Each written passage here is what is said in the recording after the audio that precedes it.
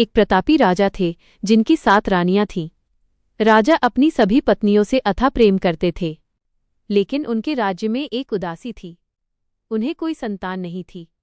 इस चिंता से ग्रस्त होकर राजा ने अपने बुद्धिमान मंत्री से सलाह ली। मंत्री ने सुझाव दिया कि राजा को एक परम सिद्ध संत के पास जाना चाहिए, जो उन्हें संतान प्राप्ति का आशीर्वाद दे सकते हैं। राजा तुरंत संत के पास पहुंचे और अपनी समस्या उनके सामने रखी। संत ने राजा को एक दिव्य फल दिया और कहा कि इसे अपनी सबसे प्रिय रानी को खिलाएं, जिससे उन्हें पुत्र रत्न की प्राप्ति होगी। राजा दुविधा में पड़ गए, क्योंकि उनकी नज़र में उनकी 7 रानियां एक समान प्रिय थीं। उन्होंने सोचा, प्रिय में कोई भेद कैसा। अंततः उन्होंने फल को 7 बराबर टुकड़ों में बांटा और प्रत्येक रानी को एक एक टुकड़ा खिला दिया। समय बीतने के साथ राजमहल में खुशियों की गूंज सुनाई दी। 7 रानियां गर्भवती हुईं, मगर 9 महीने बाद जब उन्होंने पुत्रों को जन्म दिया तो राजा अचंभित और व्यथित रह गए। सभी पुत्र अलग टुकड़ों में थे। जिस रानी ने फल का जो हिस्सा खाया था, वही पुत्र के शरीर का हिस्सा बना था, जैसे वे किसी पूर्ण वस्तु के खंड हों। राजा का हृदय ये देखकर बैठ गया। उन्हें तुरंत संत के वे शब्द याद आए, केवल एक रानी को खिलाना। राजा समझ गए कि उन्होंने दिव्य विधान को खंडित किया, जिसके कारण उन्हें अधूरे पुत्रों की प्राप्ति हुई थी, क्योंकि उन्होंने अधूरा फल दिया था। राजा गहरी ग्लानि से भरकर तुरंत उस तपस्वी वनवासी संत के आश्रम की ओर चल दिए। अपने साथ वह अपने 7 असामान्य और दुर्बल पुत्रों को भी लेकर गए। आश्रम में पहुंचकर राजा ने संत के चरणों में माथा टेका और अपनी त्रुटि स्वीकार की। उन्होंने कहा, हे तपस्वी, मैंने प्रेम में न्याय करने का प्रयास किया, किंतु आपके दिव्य निर्देश का उल्लंघन कर दिया। इसी कारण मेरे पुत्र किसी पूर्णता के खंड जैसे जन्मे हैं। यह मेरी मूर्खता का दंड है। संत ने राजा की सरलता और पश्चाताप को देखा। वो मंद मंद मुस्कुराए और अपनी आंखें बंद करके गहन समाधि में चले गए। कुछ क्षणों बाद संत ने अपनी तपस्या की शक्ति योग बल से एक अद्भुत चमत्कार किया। उन्होंने अपने दिव्य हाथों से उन 7 अधूरे शिशुओं को उठाया और उन्हें एक एक करके हवा में विलय मिलाना करना शुरू कर दिया। यह दृश्य किसी जादुई प्रकाश पुंज से कम नहीं था। जैसे ही वे 7 खंड एक दूसरे से मिले, उन्होंने एक तेजस्वी और स्वस्थ नन्हे शिशु का रूप धारण कर लिया। वो शिशु इतना सुडौल और सुंदर था कि राजा की आंखें विस्मय से खुली रह गईं। संत ने उस नवजात शिशु को राजा की ओर बढ़ाते हुए कहा, राजन, तुमने प्रेम को विभाजित किया, इसलिए संतानें भी विभाजित हुईं। अब ये शिशु संपूर्ण है। राजा प्रसन्न होकर पुत्र को लेकर महल लौटे। राजकुमार अद्वितीय स्वभाव के साथ बड़ा हुआ। जब वो युवा हुआ तो राजा की अनुमति से वो अपने 6 भाइयों के साथ शिकार यात्रा पर एक साथ निकला। गहन वन में भटकते हुए 7 राजकुमारों ने अचानक एक विस्मयकारी दृश्य देखा। एक अप्सरा सी रूपवान राजकुमारी, जो कोमल घास लेकर खोए हुए मृग शावक की तलाश में घूम रही थी। उसे हिरण अत्यंत प्रिय थे और उसकी आंखें वन की सादगी से भरी थीं।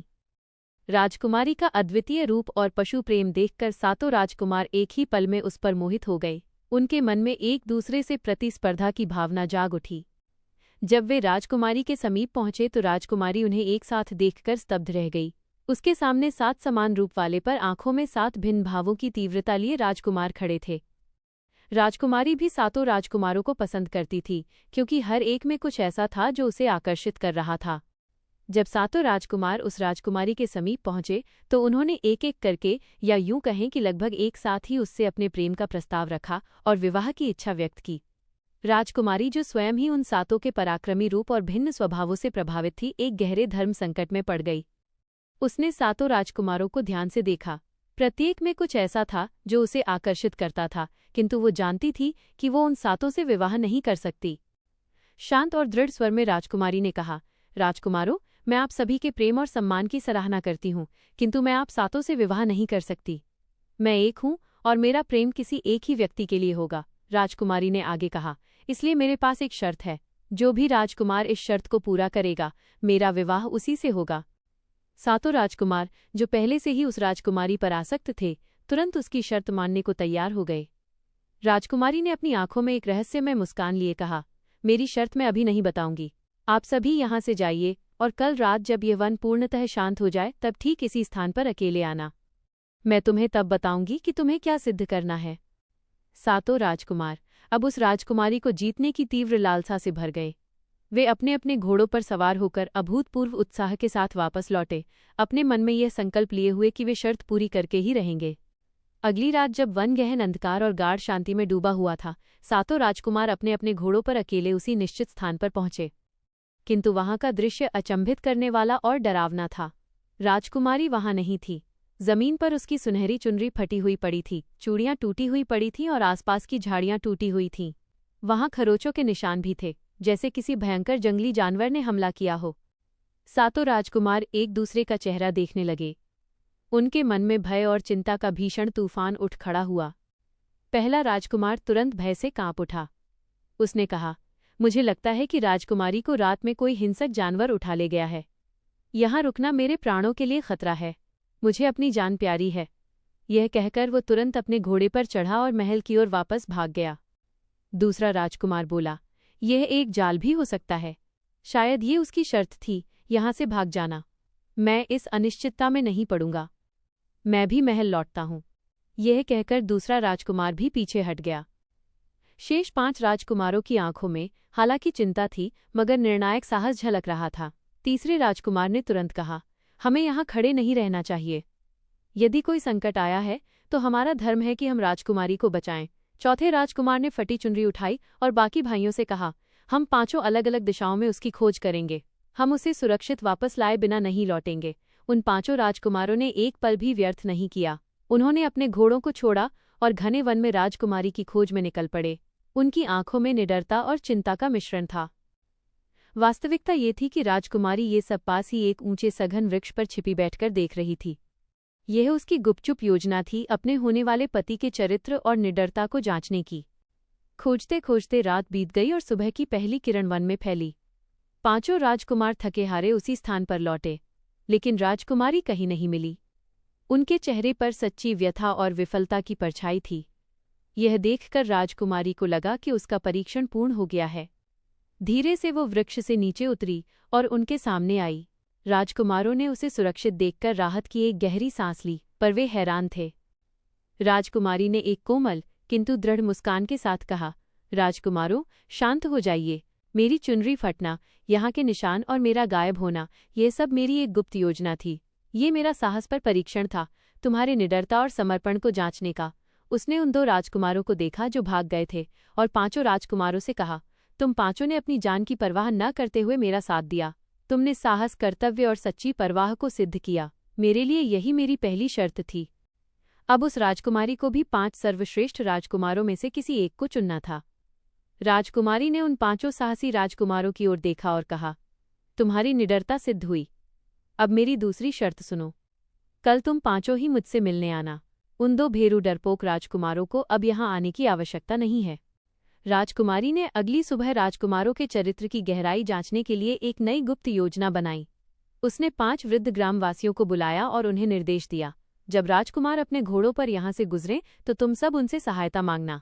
कहना कि तुम बहुत वृद्ध हो चुके हो और तुम्हारे फल सब्जियों की टोकरी को बाजार तक पहुंचाने में उन्हें मदद की आवश्यकता है।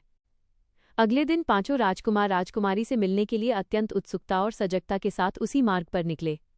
जैसे ही वे घोड़ों पर गुजरे, 5 वृद्धों ने उनसे सहायता की गुहार लगाई। 4 राजकुमारों ने एक पल भी नहीं सोचा। उन्होंने तत्काल अपने घोड़े रोके, नम्रतापूर्वक वृद्धों की टोकरियां उठाईं और उन्हें अपने घोड़ों पर रख लिया। वे जानते थे कि इससे मिलने में देर हो सकती है, पर मानवता का कर्तव्य उनके लिए सर्वोपरि था। 5वां राजकुमार, जिसने पहले साहस दिखाया था, क्रोधित हो उठा। उसने घृणा से कहा, मैं एक राजकुमार हूं, भला मैं इन गंदे और दीनहीन वृद्धों की सहायता क्यों करूं? मैं तो राजकुमारी से मिलने जा रहा हूं। यदि मैं बाजार की ओर गया और मुझे देर हो गई तो राजकुमारी मुझे तुच्छ समझेगी। ये कहकर वो शीघ्रता से आगे बढ़ गया। राजकुमारी ये सारा दृश्य पास की झाड़ियों में छिपकर बारीकी से देख रही थी। 5वां राजकुमार, जो सबसे पहले पहुंचा, उसने राजकुमारी को प्रणाम किया। राजकुमारी ने प्रथम आगमन का कारण पूछा। उसने कहा, मैं आपसे मिलने के लिए इतना व्याकुल था कि मुझसे रुका नहीं गया। वे चारों भी आते ही होंगे। उसने वृद्धों की सहायता करने से इनकार करने का जिक्र नहीं किया। कुछ समय बाद वे चारों राजकुमार भी पहुंचे। राजकुमारी ने मुस्कुराते हुए उन 5 को देखा और कहा, ये भी मेरी एक योजना थी। मैं बस ये देखना चाहती थी कि तुम में से सबसे अधिक उपकारी कौन है। उसने 5वें राजकुमार को देखा, जिसकी आंखें झुक गईं। राजकुमारी ने आगे कहा, जिसने मानवता का धर्म निभाया, जो एक वृद्ध और निर्धन की सहायता को अपने शाही कार्य से ऊपर समझा, वही मेरे लिए सर्वाधिक मूल्यवान है। जब यह बात राजा तक पहुंची कि उनके 4 पुत्रों ने श्रेष्ठ उपकार का गुण दिखाया है, राजा को अत्यंत प्रसन्नता हुई। किंतु वे जानते थे कि अब 4 पुत्रों में संघर्ष होगा। राजकुमारी ने उन चारों उपकारी राजकुमारों की ओर देखा और कहा, तुम्हारी निडरता और उपकार सिद्ध हुए। अब अंतिम परीक्षा के लिए तैयार रहो। कल मेरे नगर में भव्य मेला है, तुम चारों मुझे वहीं आकर मिलना। राजकुमारी ने अगले दिन राजकुमारों के चरित्र की पवित्रता और वचनबद्धता को परखने के लिए एक अंतिम गुप्त योजना बनाई। उसने अपनी सबसे रूपवान दासी को बुलाया और उसे निर्देश दिया, मेले के मार्ग पर जाकर राजकुमारों से कहना कि इतनी सुंदर स्त्री को छोड़कर वे कहाँ जा रहे हैं और उनसे कुछ पल साथ बिताने का अनुरोध करना। अगले दिन चारों राजकुमार मेले की ओर जा रहे थे। रास्ते में उन्हें वो असाधारण सुंदर दासी मिली। दासी को देखते ही दोनों राजकुमार मंत्रमुग्ध रह गए। दासी ने मोहक स्वर में कहा, हे राजकुमारों, इतनी सुंदरता को अनदेखा कर आप कहाँ जा रहे हैं? मेरे साथ कुछ पल बिताइए। कौन कहता है कि राजकुमारों के महल के बाहर संबंध नहीं होते? 2 राजकुमारों को दासी की क्षणिक सुंदरता ने इस कदर मोह लिया कि वे राजकुमारी से अपने वचन और पवित्रता को भूल गए। उनमें से एक ने कहा, ठीक ही तो कह रही है, कौन सा रानी को पता चलने वाला है, और वैसे भी राजा लोग तो महल के बाहर संबंध रखते ही रहते हैं। दूसरा तुरंत दासी के साथ रुकने को तैयार हो गया। राजकुमारी को भुलाकर शेष 2 राजकुमारों ने तुरंत दृढ़ता से इनकार कर दिया। उन्होंने कहा, हम एक राजकुमार हैं और हमारा वचन हमारा धर्म है। हम जिस राजकुमारी से विवाह करने जा रहे हैं उसके प्रति हमारा समर्पण ही हमारी सबसे बड़ी संपत्ति है। हम किसी भी क्षणिक प्रलोभन में नहीं फंस सकते। राजकुमारी जो पास ही छिपकर ये सब देख रही थी, शांत और संतुष्ट थी। मेले पहुंचने पर 2 राजकुमार जो रुक गए थे विलंब से आए, जबकि पवित्र चरित्र वाले 2 राजकुमार समय पर पहुंचे। राजकुमारी ने उन चारों को एक साथ बुलाया और कहा, ये भी मेरी अंतिम योजना थी। उसने उन 2 राजकुमारों की ओर देखा जो प्रलोभन में फंस गए थे और गहन निराशा में सिर झुकाए खड़े थे। राजकुमारी ने कहा, जिसने वचनबद्धता और चरित्र की पवित्रता को क्षणिक सौंदर्य से ऊपर रखा, वही मेरे जीवन साथी बनने के योग्य है। जिसने ये सोचा कि रानी को पता नहीं चलेगा और धोखे को उचित ठहराया, वो सिंहासन का अधिकारी नहीं बन सकता। इस प्रकार 2 और राजकुमार परीक्षण में असफल रहे। चरित्र की परीक्षा में केवल 2 राजकुमार ही सफल हुए थे। राजकुमारी जानती थी कि अब उसे इन दोनों श्रेष्ठ राजकुमारों में से सबसे सिद्धांतवादी को चुनना है। राजकुमारी ने उन दोनों विजय राजकुमारों को महल में बुलाया। जब वे पहुंचे तो राजकुमारी अपने साथ अपनी अत्यंत साधारण दिखने वाली बहन को लेकर आई।